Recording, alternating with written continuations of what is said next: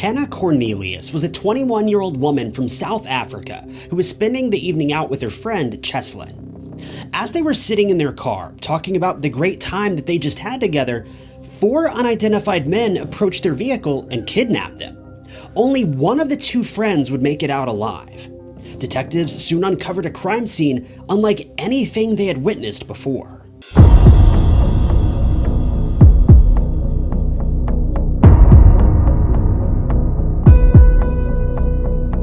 So I want to be clear, this case is by far the worst, most heartbreaking, and most disgusting case I've ever covered. And I'm not saying that to hype up the video, I say that as a warning. This case is just awful from beginning to end, so much so that I strongly considered scrapping the whole thing and just covering a different story. But the truth is, no matter how tragic and how haunting these cases are, the victims' stories deserve to be heard, and Hannah deserves to be remembered. With that said, this is the story of Hannah Cornelius. Hannah Cornelius lived in Stellenbosch, South Africa, but was born in Western Cape. From a young age, Hannah was always a very happy young girl. She was very close with her family, most of whom appear to have lived in Cape Town, about 45 minutes away from Stellenbosch. Anyone with eyes understands that Hannah was a beautiful young woman, and her parents, Willem and Anna, were incredibly proud of her. She'd done great in school as a teenager and was destined for success. According to one source, Hannah was doing remarkably well in her university studies, getting an 85% on her most recent final, studying for a BA in humanities, a field that's predominantly focused on human history and literature. Outside of her schooling, Hannah was an excellent piano player and always dreamed of traveling to Paris to see all the historic sites that the town has to offer. She was also an advocate for animal welfare, but I don't know to what extent she was involved in the more recent animal rights movements. Hannah came from a well-established family, with her father being the former magistrate of Simonstown. While her childhood appears to have been great, all things considered, she did have a somewhat difficult home life at times due to her younger brother who suffers from severe autism. While many people with autism are able to still live relatively normal lives, her brother wasn't so lucky, as he requires round-the-clock care and has more recently been sent to an assisted living facility.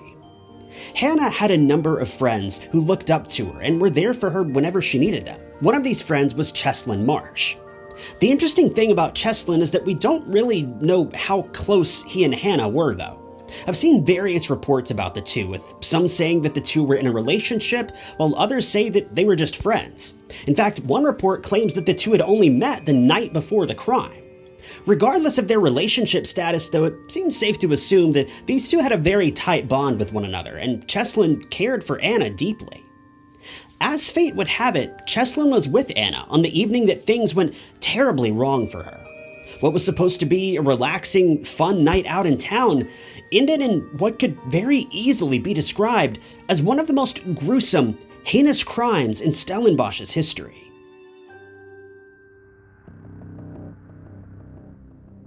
It was May 27th, 2017.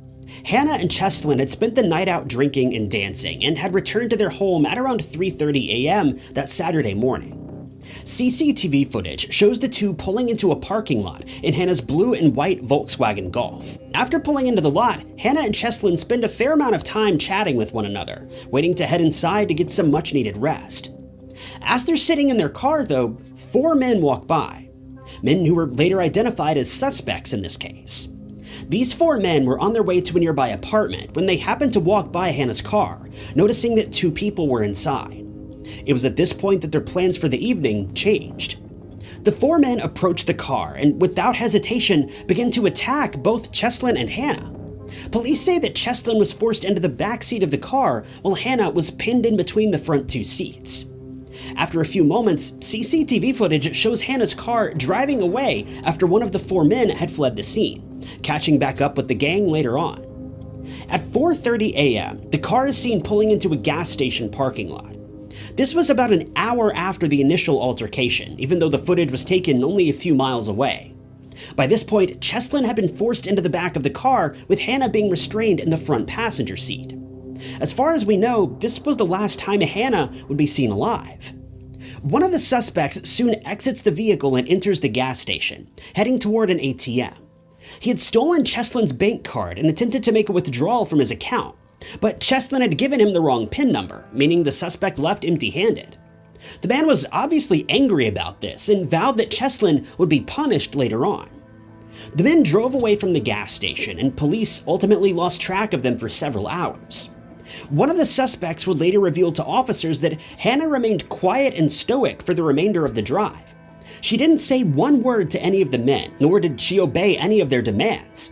She simply stared straight in front of her, silent for the remainder of the drive. It would be around 5:30 to 6 a.m. that the men pulled over into a secluded area, with Cheslin saying that it was still dark out at this point. He had been stowed away in the back of the car for nearly 2 hours by now, but the perpetrators soon opened the hatch and forced him out of the car, telling him to lay down on the ground and place his head onto a brick.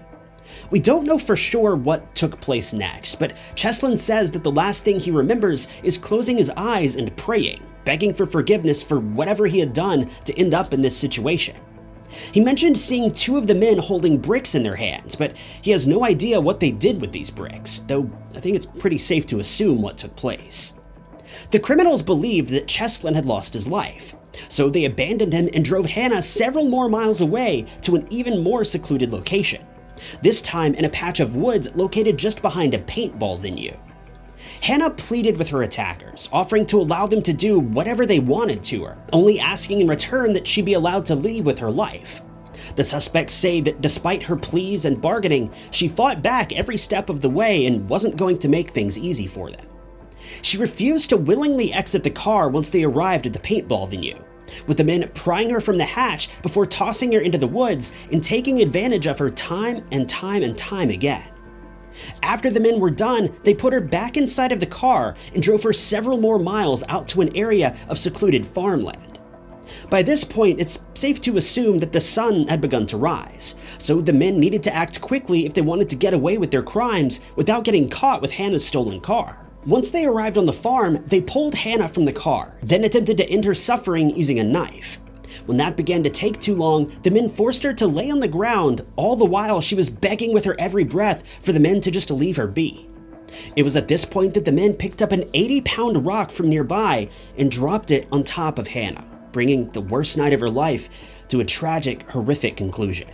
The gang then abandoned the crime scene, but their night of terror still wasn't over. Early the next morning, the men arrived back in town and chased down a woman who was walking to work. They ran after her until she ultimately tripped and fell, stealing her purse and other belongings and leaving her there, thankfully not going any further than just stealing her possessions. Unfortunately, a third woman wouldn't be quite so lucky. A few miles away, a third victim was kidnapped and robbed, but we don't know the extent of her injuries. As best I can tell, she seems to have gotten away without anything serious happening, but it's safe to assume that her life would never be the same after this, regardless of her making it out alive and with her dignity intact. By the following day, around 2 p.m., only 2 of the 4 men remained with Hannah's car. The men had been traveling through Stellenbosch once again. By this point, it appears as though police had been on the lookout for Hannah's missing car, and an undercover agent happened to notice the car pass by, with 2 unidentified men inside of it. The undercover cop called for backup, and before long, a high-speed chase ensued. The men drove police dozens of miles down the road to yet another area of farmland where they would abandon the car near a field and take off on foot. Thankfully, the 2 men were captured by officers and they were taken in for questioning.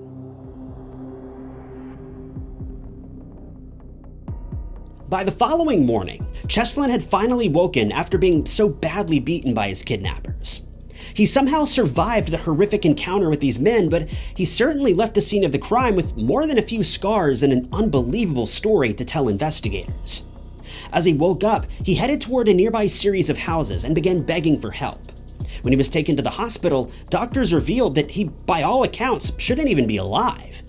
He ended up going deaf in one ear, but as far as I can tell, he didn't have any other lasting effects from the attack and appears to have made a full recovery. I can't confirm this with any certainty, but he seems to be doing okay these days. Cheslin obviously went to the police and reported what had happened. Thankfully, police had already picked up 2 of the perpetrators, and it didn't take long for the suspects to begin to turn on one another, each of them blaming the others for the crimes. At this point, it doesn't appear that police knew that Hannah had lost her life, but they would soon uncover all of the gruesome details of that evening, and what these four men had truly been up to that night. Now, unfortunately, this is where the case gets a bit muddied. Every source I've found seems to tell a different side of the story, and most of these stories don't align with one another. All I can say for sure is that the four men continually blamed one another for the crimes, with each of the men pleading their innocence at trial. In fact, two of these monsters confessed to certain aspects of the crime during their interrogation, but when it came time for their trial, they claimed they weren't guilty. I'm not sure how they thought they were going to get out of this after being filmed during their confession, with this confession being used against them as evidence in court. They also had Cheslin as an eyewitness testifying against them, but regardless, they all claimed that they had nothing to do with the crime. Thankfully though, Cheslin managed to heal enough in time for the trial that he was able to tell the judge and jury everything that he had gone through, though he appears to have been nearly suffering a panic attack throughout the entirety of his testimony. The only problem is that he wasn't around for Hannah's final moments, so he couldn't help out much in that aspect of the case. But in reality, it doesn't seem like police needed much help in pinning these men for the crime. After all, their DNA and fingerprints were all over Hannah's car. Their DNA was found across every inch of the crime scene, and two of the men were caught red-handed in Hannah's vehicle. This case was about as open and shut as it could possibly be, but if that weren't enough, there were also the two additional victims that the suspects attacked the following morning.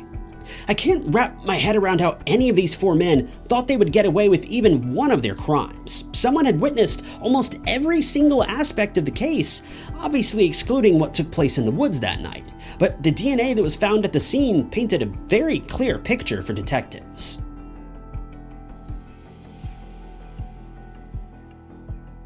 At trial, three of the four men who took Hannah's life were given a life sentence. One of the men got away with a slightly lesser sentence because there was no evidence tying him to Hannah's final moments. In total, the men received a combined 358 years in prison, with the crowd of people who attended the hearing cheering as their sentences were read. But honestly, one of the worst aspects of this case is how the suspects acted during the trial. All throughout their time in the stand, they were making faces at the victim's family, telling jokes to one another, laughing and smiling, and throwing hand gestures at the crowd of people. One of the men even made suggestive remarks toward the judge who was reading the gang's sentence. These four men were all the lowest of low, true monsters that deserve everything they'll get behind bars. But the story isn't over just yet. As I'm sure all of you know, one of the biggest crimes in a situation like this, believe it or not, isn't actually what happened to the victim. It's what happens to the victim's loved ones who are left to face another day without the people they hold closest. The real tragedy is the families and friends of those who were taken away far too soon, who now have to figure out how their world is going to keep turning when such a pillar in their lives has been stolen. You may have heard the phrase, the mercy of life is that it just keeps going, but for some people, it doesn't. Hannah's mother, Anna, lost her way after Hannah lost her life. Hannah was so deeply involved in her parents' lives that for Anna, it was just too much to bear. Anna had a remarkably difficult time coming to terms with the loss of her daughter. She went through all of the daily motions, but nothing mattered anymore. In the words of Hannah's father, when Hannah died, so did our family. The following year in 2018, Anna would head out on one of her daily swimming exercises, but on this particular day, she didn't make her usual rounds. She didn't make her usual laps around the ocean. Instead, she jumped into the water, swam into the distance, and just kept swimming. Her body was found washed ashore several days later. The pain of her daughter's loss was too much to bear, and Anna would ultimately lose her battle with depression. Anna's father would later speak about the loss of his wife and daughter, saying, "Me and my son, we're not a family. We're the survivors who live in the ruins of what once was." If all of this weren't bad enough, Willem would soon be diagnosed with cancer. He fought a short battle before the illness overtook him, and he too lost his life. This left behind Hannah's brother, who's now being cared for in an assisted living facility due to severe autism.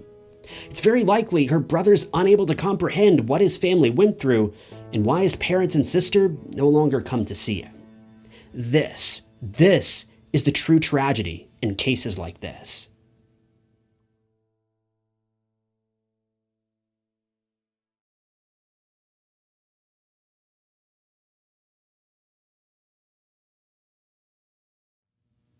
Thank you guys for tuning in to another episode of True Crime Stories. If you want to see more true crime documentaries like this, be sure to hit the like button and subscribe. If you'd like to help support the channel, the best way you can do that is simply by leaving a comment below, any comment at all. It helps the channel more than you may realize. If you want to help out financially, you can do that by clicking that blue join button below or by picking up a True Crime Stories mug from TyKnots.com. But with that, my name is Ty Knots, and I'll catch you guys in the next video.